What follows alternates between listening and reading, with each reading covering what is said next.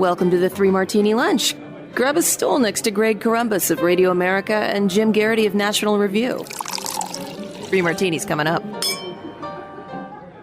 Hey, so glad you're with us for the Thursday edition of the Three Martini Lunch. And again, Happy New Year. Hope you enjoyed all of our year-end specials. Hope you enjoyed our predictions for 2025. Much more on that in just a moment. But as we also mentioned in the disclaimer before Monday's episode, that we would be talking about Jimmy Carter when we got back to our normal fare here today on January 2nd.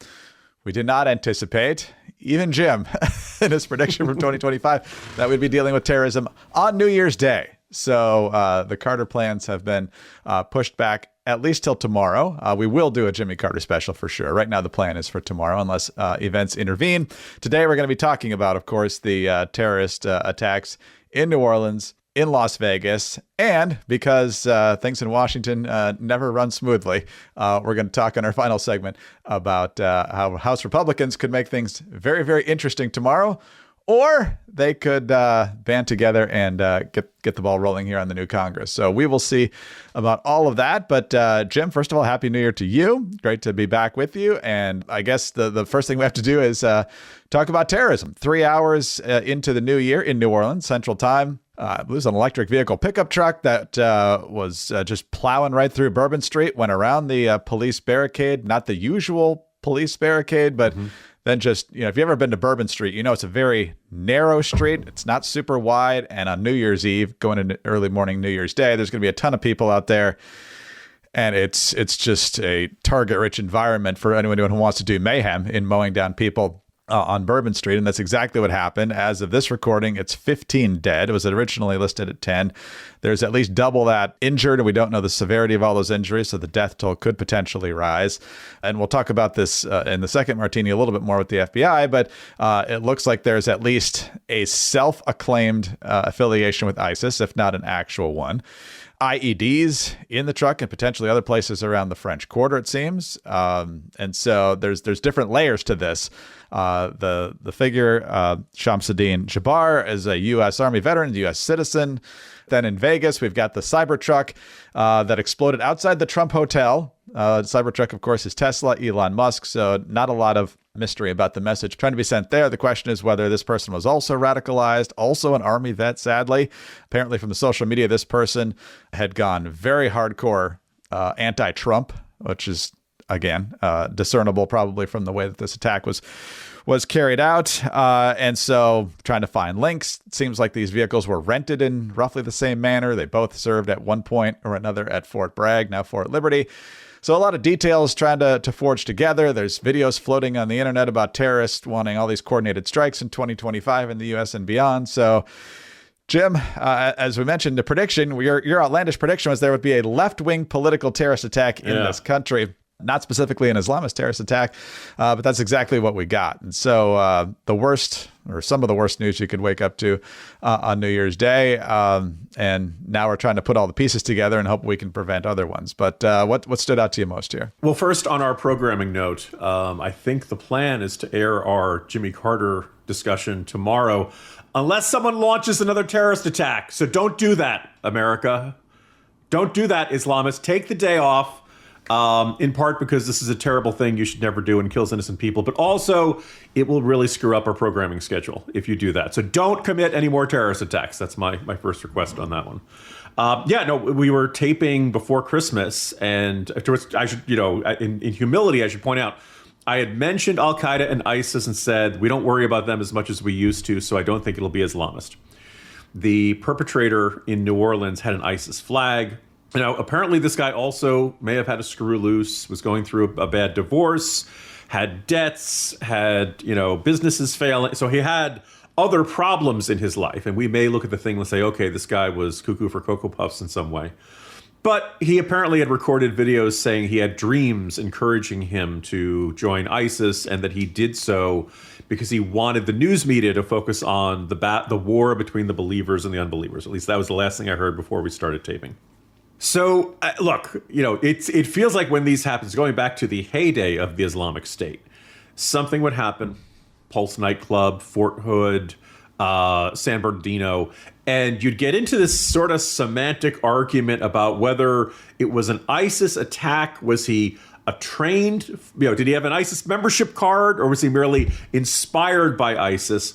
It feels like the latter, but I don't know if it feels like a distinction without much of a difference. That in the end, this was a guy who was troubled and seemingly unraveling, and he latched onto Islamist terror and the idea of killing Westerners and infidels as how he was going to find meaning in the final hours of his life.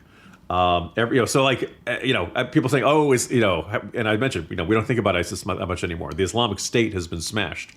Unfortunately, ISIS brand Islamic extremism still exists, and it still provides this alluring sense of how to feel meaningful to angry people who are looking for something, a way to lash out at a world that has disappointed them terribly. We're still learning more about that the person who drove the Cybertruck. Also, the great irony. So first of all, they use the same car rental app that I had not heard of. That could be completely coincidental, but just a little unusual. The second thing is that apparently, at least according to Elon Musk, if you're going to use a car bomb, a Cybertruck is actually the worst possible vehicle you could do it because of the stainless steel interior that actually it does more to contain the blast than something else. So I look at that and I don't know whether I'd be like, Elon, you should be proud, or whether stop giving them advice, stop telling them, But thankfully, so there's one kill. Now, apparently the perpetrator was killed, so I'm wondering if that's the one person who was killed in that explosion. But 7 other people. It's not like this was a harmless one. And I my reaction was very much like yours, Greg, that when a Elon Musk company's truck is detonated outside of the Trump hotel, that seems like a very self-evident political Not message. too subtle. Right? I remember at the time of the Boston Marathon bombing, and listeners may remember that, for a day or two, it was not clear who the perpetrators were. It was in April, around the anniversaries of Oklahoma City and Waco and things like that. So some people were thinking, I bet you it was the militias. I bet you it was the white nationalists. And I remember looking at that and thinking, if you're a militia type, do you want to blow up the Boston Marathon? Does that target make sense? It just didn't, you usually think it'd be a government target or something like that. I think when you use an Elon truck to hit a Trump hotel, I think you're saying very clear about what your worldview is and who you're angry at and what message you're trying to send. My prediction, I posted in the corner earlier today because there were some parts that were eerily accurate, and I should point out, one saying it was not going to be Islamism was appears to be very inaccurate. But it's a terrible start to the year. It's terrifying. This is 2 great American cities that have just been, and as far as we know, as of this recording, no coordination. I don't want to completely hand wave the fact that they both served at Fort Bragg turned Port Liberty, but that's one of the biggest Army installations in the country. Like 10% of the entire Army is there at any given moment. So unless we find out that these 2 guys interacted with each other, knew each other, it probably is just a coincidence. But look, we've had people wondering about, I don't want to overhype people's fears, but the idea of a 5th column, the idea that there are people who we seek to do harm, who join the military, who join institutions where they'll have access to firearms and explosives and things like that. So I think people are going to be looking very seriously at that in the next couple of days.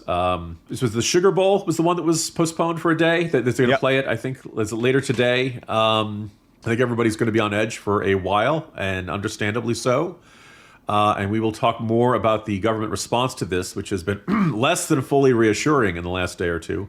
But just an awful way to start the year. And you and I try to make people laugh and try to make people have a chuckle or two while we talk about the news. But some days it's just awful, and unfortunately, this is one of those days. Yeah, and we heard, Jim, about especially the New Orleans terrorist. He'd been made these videos, whether ISIS inspired or somehow connected to them, we don't know. That's obviously a red flag. If somebody knows he's got an ISIS flag, where do you get those, by the way? I can't imagine they sell them at your, your local flag store. I hope Amazon doesn't sell those, but... But you want to talk about something that should be automatic red flag, straight to the FBI, or Disney CTU, whoever just feels like they're more competent on this. But yeah, that would seem like hey, can I get an ISIS flag? Why? Yes. Because I don't like them so much. But we'll hopefully find out more here and hopefully figure out ways to flag this better, because I haven't heard a lot about the FBI previously looking at this guy, but that yeah, at least for once, we have not gotten the report that this was a quote unquote known wolf, that this was somebody who was on a watch list, or that they'd investigated and cleared, or something like that. Again, we're still pretty early in this process, but that cliche has not yet been fulfilled. No, but based on what we know already, he probably should have been. We'll have more on that in just a moment. And of course, the painful reality here, Jim, is that the family, friends, and loved ones of 15 people, at least, started the new year with the worst news possible. We pray for them, and they certainly have our sincere condolences. All right, so Jim, on to our second bad martini here. A little bit crazy, a little bit frustrating, and that's the federal response. We didn't hear from Biden other than a very brief comment on the tarmac until he was at Camp David early evening. Didn't look good. Actually had a bruise and a cut lip, so there's questions about that I'm sure we won't get straight answers to. But very mumbly, kind of low energy, typical. Not a lot to say, saying the investigation's in the preliminary stages, obviously condemning terrorism and things like that. The bigger confusion earlier in the day was having to do with the FBI. Original statement, this is being investigated as an act of terrorism. Then we got the FBI official in the briefing yesterday morning saying, this is not a terrorist event. What it is right now is their improvised explosive devices that was found. And we are working on confirming if it's a viable device or not. So, Jim, a couple things here. First of all, the idea that it's not a terrorist event because you're looking at IEDs. I know there's a specific definition of terrorism, but I would think that this pretty much meets it. And then the confusion of the FBI having to come back and correct later saying, oh, actually, yes, this is an event that's being investigated as an act of terrorism. So less commentary coming out from Las Vegas at this point. But as far as I know, it's being investigated as an act of terrorism. So the FBI, again, not its finest moment. Look, we understand that in circumstances like this, the FBI has a very difficult job. The initial reports are often not the correct ones, and there's a lot to sort through, and they never want to get out too far ahead of their skis. It's very easy to forgive or understand vagueness or an inability to provide specifics in a circumstance like this. To come out and say this is not a terrorist event, there was this bizarre sense of has to check certain boxes. Like once you're trying to kill lots and lots of people, that's terrorism. Now, it may or may not be connected to a particular terrorist group. It may or may not be connected to a particular terrorist agenda. But when you're mowing people down, your intent is to terrorize. Your intent is to stir fear and shock and horror in the hearts of people. I would point out there is a certain parallel. Jeremy Schwartz at a news conference Wednesday, meaning yesterday, FBI Special Agent in charge of Las Vegas, said the agency was investigating whether the explosion, quote, was an act of terrorism or not. I know everybody's interested in that word and trying to see if we can say, hey, this is a terrorist attack. That is our goal, and that's what we're trying to do. That is a better statement, that he's not ruling it out, which I think, maybe that was a slip of the tongue of the FBI Special Agent in charge down in New Orleans. You're speaking off the cuff. You're in a high-stress situation. Like, there's a certain amount of sympathy, but I also feel like this is not the first time this sort of thing has happened, going back to the Pulse nightclub, where for a long stretch, there was this wide perception. Even to this day, there are people who believe that it was some sort of Christian right-wing attack on gays, when in fact, on the 911 call, the perpetrator was saying, I have loyal to ISIS. Tell Baghdadi about me doing this in the name of ISIS. Like, there was no question of the motive, and the government was very slow to put out that information. It sometimes feels like the FBI has this definition of terrorism that is very narrow and very specific, and that unless all the boxes are checked, they're very hesitant to say. I'm reminded of Wayne's World, where Rob Lowe explains that, if it's not from the French region of Champagne, it's not really champagne. It's merely sparkling white wine. This is merely sparkling mass casualty violence. It's not technically, unless it comes from the Islamic State region of Terroristia. It feels like there's this bizarre obsession with how we define it, when if you're trying to kill lots of people, maybe you're doing you got dumped and you're angry at the world, or we kind of know what these things are. This is probably not a disgruntled Trump, hotel employee. It's probably not a disgruntled Tesla employee, right? I think, these things add up pretty quickly, and I understand the hesitation, but it also just feeds into this sense that the FBI or other authorities don't want to be straight with us, are afraid of being straight with us, are afraid of telling us the truth is going to set off some panic. And so instead, they will tell us something that is really either not accurate or highly misleading or is very equivocating in a circumstance where we need cold, hard facts. And there was also this bizarre, around mid-afternoon yesterday, became very clear we had two incidents that sure looked, sounded, and smelled like terrorist attacks. And we hadn't heard anything from the president other than a 2-paragraph statement that he was being kept aware of the situation. Now, it's not on scale of 9/11, but like terrorism's the sort of thing you'd expect to hear from the commander-in-chief about. And so finally, Biden did go out, 4-minute statement, reading off a teleprompter, squinting, mumbly. He's in rough shape at age 82. And of course, in what has become the signature move, after saying, we will keep you up to date on all of this, he turns to, walks away and ignores the shouted questions. We saw this going back to Afghanistan. We've seen this throughout his presidency. So that's what we have as president right now. It's January 2nd, and we have at least, 18 more days of this. Good luck, America. Well, no more than 18 days, thankfully. Kind of a mess there. Yeah, I don't love the word event when they referred to it as a terrorism event. The Sugar Bowl is an event. The Super Bowl is an event. Yeah, mowing down somebody with cars and also firing a gun out of and then getting to a shootout with cops. Like when I actually heard the first thing about, car plows down Bourbon Street, the idea of somebody having too much to drink and being absolutely hammered and doing something, hitting the accelerator where they think they're hitting the brake, that sort of stuff happens. The gun is a sign that, no, this is a deliberate, malevolent attack. He's trying to kill as many people as possible. And once you get to that, you're either dealing with, psycho serial killer, or you're dealing with somebody who's a terrorist. Yeah, that's exactly right. Plus IEDs in the vehicle and elsewhere in the French Quarter. Yeah, when she says we're trying to defuse IED, what's the non-terrorist use of IEDs? Right. Home demolition?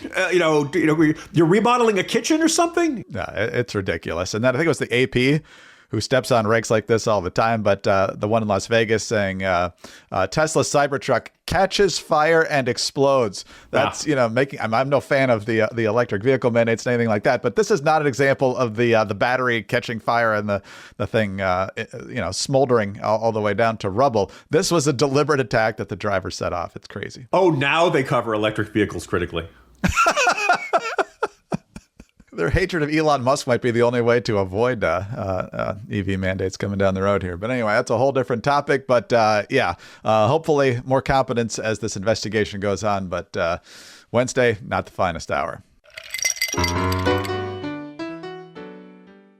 All right, Jim, it's a rare day when dysfunction in the House of Representatives is the relaxing topic of the day, but that's where we find ourselves here on January 2nd, because January 3rd is the start of the new Congress. Chuck Schumer will officially be the minority leader. John Thune will be the majority leader on the Senate side. Things should operate pretty smoothly, and we should be on to confirmation hearings, I would assume, next week. In the House of Representatives, things are a little bit more complicated. They don't have to be, but they might be. As you know, it's a 220 to 215 officially Republican majority, but Matt Gaetz is not going to be sworn in, so you're down to 219. I don't know if Waltz is going to take the oath just so he can be part of the speaker election here. Stefanik, I assume, will, since she hasn't been confirmed for UN ambassador yet. So you've got some votes to play with here. But after the government funding fiasco that happened a couple of weeks ago, you had folks like Thomas Massie of Kentucky saying, Mike Johnson, this original deal that he negotiated with Chuck Schumer is completely unacceptable. He's not fit to be speaker. Now you got folks like Chip Roy, who I normally agree with on just about anything, saying that maybe it's time for Johnson to go. Chad Pergram, a great reporter over at Fox News, is saying that there's, a potentially a dozen or more House Republicans who might not vote for Mike Johnson, which if they vote for someone, at least initially, it's not a huge problem, although you're going to end up going to more and more ballots and have all that stuff that happened with Kevin McCarthy 2 years ago. But that went 5 days, don't forget. And oh, by the way, in 3 days, you're supposed to be there to certify the Electoral College results on January 6th. And I think that's why you've got Donald Trump a couple days ago saying, Mike Johnson's the right choice here. You got to get this done so we can hit the ground running. But as Pergram points out, you need a simple majority to be elected speaker. So even if you have a bunch of Republicans defecting and voting for someone else, that Hakeem Jeffries might get the most votes, but he's not going to have a majority, so he won't be speaker. However, if you have a bunch of Republicans voting present, that reduces the official number of people involved in the vote, which lowers the number needed to have the majority, which theoretically could make Hakeem Jeffries the Speaker of the House. I don't expect that to happen, but when you've got 219 to 215, if Jeffries doesn't get more than 215, I guess you got maybe 3 votes to play with. So either way, it's a very narrow margin. And Republicans, while I'm not happy at all with Mike Johnson from the last few weeks, really don't have another option right now that's going to get the majority of the vote. So while the protest is understandable from an ideological perspective, from a functional perspective, it doesn't make any sense. Mike Johnson should be the next Speaker of the House. And I don't just mean that in the predictive sense. I mean that he is right now the best option available. Doesn't mean he's perfect. Doesn't mean that people don't have very legitimate gripes, although I think a lot of the legitimate gripes are the fact that he's dealing with a very small House majority, and that, he's been dealing with a Democratic Senate for the entire time he's been Speaker. He's been dealing with the Democratic President the entire time he was Speaker. Should he have let the end of the year funding bill turn into a Christmas tree where everybody gets everything? No, that was a bad decision on his part. But they kind of fixed it. He heard the pushback. And I think he's a speaker who listens to just about everybody in his caucus, who tries to at least keep the lines of communication. He's not always going to agree, but I haven't heard him say, I refuse to meet with anybody or anything like that. And let's keep in mind, he's also been dealing with unified Democratic opposition. So it's not like he's got a lot of conservative House Democrats who he could count on. And when I say he has a small Republican majority, those 220 as of the current, incoming House, that doesn't mean they have 220 conservatives who want to cut government spending or are willing to make the hard calls, right? So he's got very limited leverage in most of it. And I feel like a lot of the criticism of Johnson over the past year have been expressions of the frustration of the circumstances. And that if you had a much larger House Republican majority, you might be seeing more conservative bills. Or certainly it's reasonable to expect better results now that there's a Republican Senate and a Republican president. But you can't get there until you have the House majority, and you need that to certify the results of the election. Do people remember January 6th being this kind of a big deal, that the things had to happen there? Going back to the deposing of Kevin McCarthy, I remember thinking that wasn't going to happen because, you can't beat something with nothing. If you're going to replace McCarthy, you got to have an alternative. And 8 House Republicans didn't see it that way. And they said, no, we can have no speaker for a while. Well, wasn't that right after October 7th, I want to say? Just before, yeah. Right, so just before October. So for the initial weeks after one of the most devastating terrorist attacks we'd seen on one of our allies in a long time, we didn't have a speaker, and we couldn't get stuff passed. And, emergency, sending them more Patriot missile batteries and restocking supplies. And all of that just seemed, the Republicans looked incompetent. The House looked incompetent. The government looked incompetent. I hope, and I think we won't see that again. But I don't know. As you mentioned, how tight the math is and the degree to which Mike Johnson was supposed to be this great improvement. Now, everybody who was complaining about Mike Johnson was saying about a year ago how great he was going to be compared to Kevin McCarthy. So if you keep having the same complaints over and over again, maybe it's not that you always pick squishes. Maybe it's the system. Maybe it's the circumstances of that. So I'd like to see, Johnson become speaker and just get some stuff done. Let's see what he can do with a Republican Senate and a Republican president to see if they get better budgetary results and other policy priorities passed. The other thing, like I said, no one else has expressed desire to be speaker. I've heard some claims that Steve Scalise really would like to be speaker someday and wouldn't mind if that day came sooner rather than later. But he's not openly campaigning for it. Nobody wants to openly campaign for it. He's supporting Johnson. And there's just kind of this sense of guys, do you want to get business done, or do you want to go around in circles with these same kind of fights about who's going to be the guy who's going to come out of there? I find myself paraphrasing Rick Pitino. Sam Rayburn ain't walking through that door. Tip O'Neill ain't working through that door. Mike Johnson is probably the best guy to manage this, all these disparate, fractious coalition and this very small majority that you're probably going to find in the House, at least for the foreseeable future. Give him another year to see what you can get done in the early months of the Trump administration. Yeah, nor would I want Sam Rayburn or Tip O'Neill to walk through that door.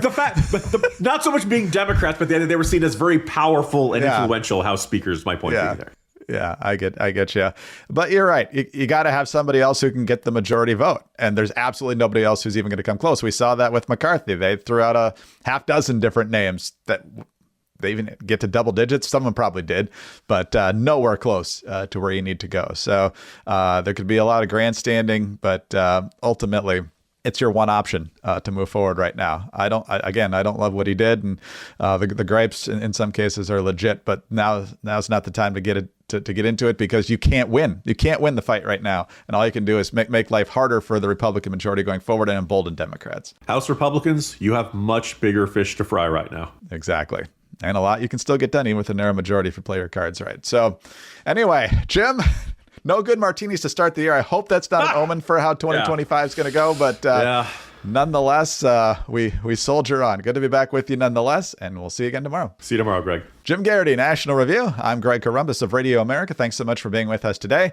Please be sure to subscribe to the podcast if you don't already. Tell your friends about us as well. We'd love to have them joining us here in the new year. Also, thanks for your 5-star ratings and your kind reviews. Please keep those coming. Get us on your home devices. All you have to say is play 3 Martini Lunch Podcast. Follow us both on X. He's at Jim Garrity. I'm at Dateline_DC. Have a terrific Thursday and join us again on Friday for the next 3 Martini Lunch.